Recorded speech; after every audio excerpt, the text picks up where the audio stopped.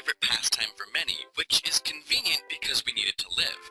But what would happen to you and your body if you were to completely stop eating food right now? In the first 6 hours, all is fairly normal. Your body begins to break down glycogen, which stores energy in your body, into glucose, which your cells use as fuel. Around 25% of energy generated this way is used for your brain alone, while the rest goes to muscle tissue and red blood cells.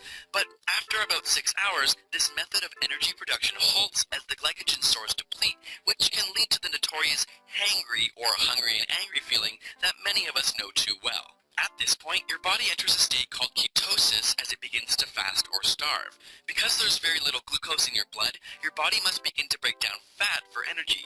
This fat is in turn broken down into fatty acids. However, your brain can't use long-chain fatty acids, which is a problem. Because there's no more glucose and the fats are too large to cross the blood-brain barrier, your brain changes modes and begins to use ketone bodies for energy, which are short-chain derivatives of fatty acids. This works for the time being, but ultimately only 75% of the brain's energy requirements can come from ketones. It still needs glucose, which means your cognitive functioning becomes impaired. Now, it's important to mention that you don't have to be starving to be in ketosis. Many people enter this phase if they're on a low-carb diet, or professional athletes who use all their carbs for an extended period of time, like marathon runners, will be in this state as well. However, beyond 72 hours, not only will your mood and energy suffer, but your brain will start to break down your body's own protein.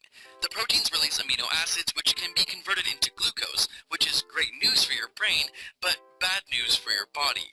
Basically, your body is cannibalizing itself by destroying your muscle mass. In women, undernutrition often shuts down the menstrual cycle as the body tries to reduce energy expenditure. Bone density diminishes, and both men and women may experience loss of libido. Within a few weeks, the body's immune system will be so weakened without any vitamins or minerals that many will die from disease. Otherwise, it will continue to use up all energy sources until there is no glucose, fat, tissue, or muscle mass left. One of the more common causes of death is cardiac arrhythmia or heart attack due to the tissue degradation in the heart, diaphragm, and body. This is fairly common in those suffering from anorexia. Of course, the body experiences severe organ failure all around. Starvation can lead to death in as short as 3 weeks or up to 70 days, as documented during the Irish hunger strikes in 1981, though the duration of survival is greatly influenced by how hydrated you are and the amount of fat reserves your body has, which in some ways is incredible that the body can sustain for so long with no food. And yet, approximately 795 million people around the world have to deal with this reality.